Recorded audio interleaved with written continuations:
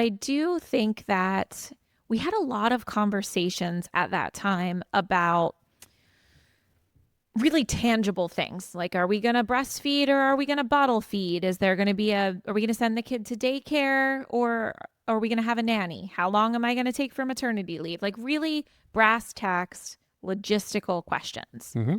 And obviously, those need to get answered. But I think that when I think about the way that we talk and have conversations about all of the decisions that need to happen with our family today, private school, public school, extracurriculars, etc. We really look at it through the lens of our values. And back then, I think that we spent a lot of time coming from a place of instinct and, dare I say, non-negotiables. Non-negotiables. That's the way to put it. That is very true. We were opinionated, Mm-hmm. but this is our first kid. So like questions like breastfeed or bottle feed comes down to things that we read in the science or things that we, hear from friends about the challenges of working and pumping or working and Uh-huh. being a breastfeeding mom. And so like we come in and we have discussions about these things and they show up as non-negotiables, right? Yes. Like Greg was very clear from the moment I got pregnant that we will have a baby nurse. And that was really, really important to you. Yes. I think it was important because I had heard from friends in Manhattan about how much about the efficacy, really, like, and it wasn't about a baby nurse versus nobody. What I was hearing was that it was like in-laws coming and staying for weeks at a time. Mm. And I'm just thinking to myself, like, asking a parent of one of us to come and live with us to help with a baby is like asking a retired mechanic to come and, fix my Tesla. Like that is just not going to fly here. So let's have the He's person. still so passionate about it. So that was my non-negotiable. I was like, Yeah. but you're right. It was a non-negotiable. And underneath that was what? Fear. Fear. Yeah. But the thing that I know about you now Mm-hmm. that I didn't know about you then, because we were still getting to know each other. Hopefully we're always getting to know each Yeah. other, Greg. But, 2 years in or whatever it was that when you lay down a non-negotiable like that, there usually is a desire to protect something else, protect or optimize. And underneath that is a fear. Yeah. And so if I can just encapsulate it, I think that I wish that we had spent less time talking about the non-negotiables and more time talking about what those brought up in us and the fears that we were both having, because I think that would have allowed us to understand each other better and spend more time supporting each other and less time debating which type of daycare the kid's going to go to. Of course. I mean, in preparing to have this conversation, Yeah. the thing that showed up to me that really stood out is what fear does to a relationship. It's very bonding.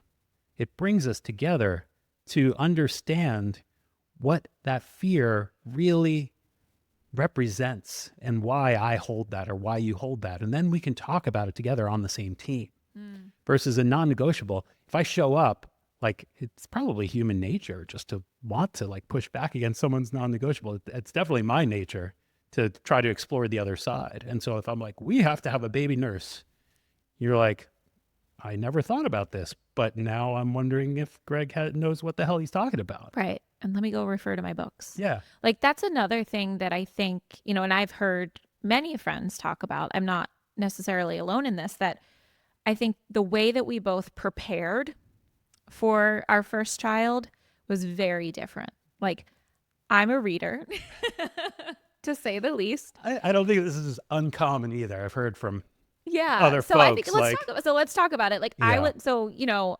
I recall, like, I'm sure that I had a 220 item baby registry and every single thing was research backed by something Oh, that for I sure. read. Right. I'm the one that like couldn't wait to get the email in my inbox about like the baby's the size of a papaya this week, that kind of thing. Yeah. And I didn't necessarily feel like you were preparing in the same way, which I just want to say that makes sense. Like I had a human growing inside of me. Yeah. But if can you talk a little bit about, to the extent you remember, what that was like for you? Yeah. Well, I went and looked back at pictures and videos and stuff around this time. And so one thing that I remember is I took a picture of you every week with the baby bump. Oh, yeah, you did. Yeah. That's And right. same, kind of same pose, like type of thing in our apartment, same spot. And like for you, you're feeling that week in, week out, like the changes inside your body, and you're communicating to me what's going on. However, you're also juggling a bunch of other things. You were in a new job.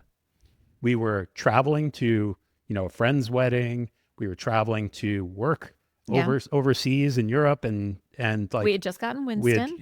exactly, like there's a lot going on. Yeah.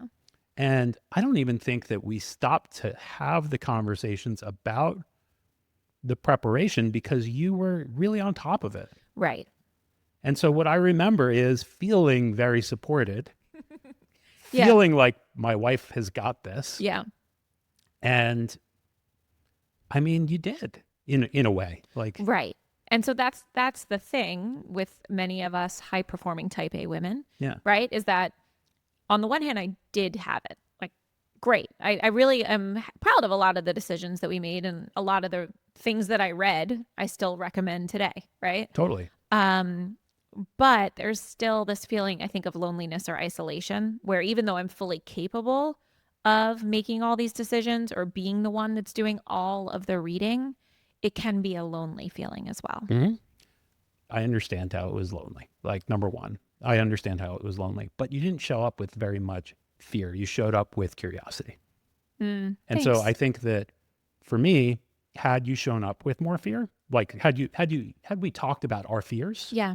and goes back to what we know today that we could have done differently. Mhm. Had we talked about our fears, right, we would have gotten to these nuggets like, oh, I'm actually scared, and the way that I show up in fear is through absorption of materials, information, Right. trying to get through that fear.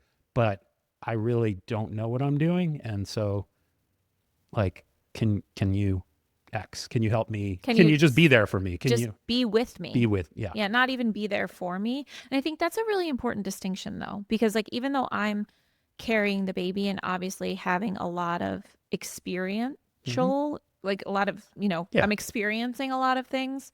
Hopefully this is a time where we can, be together in the experience.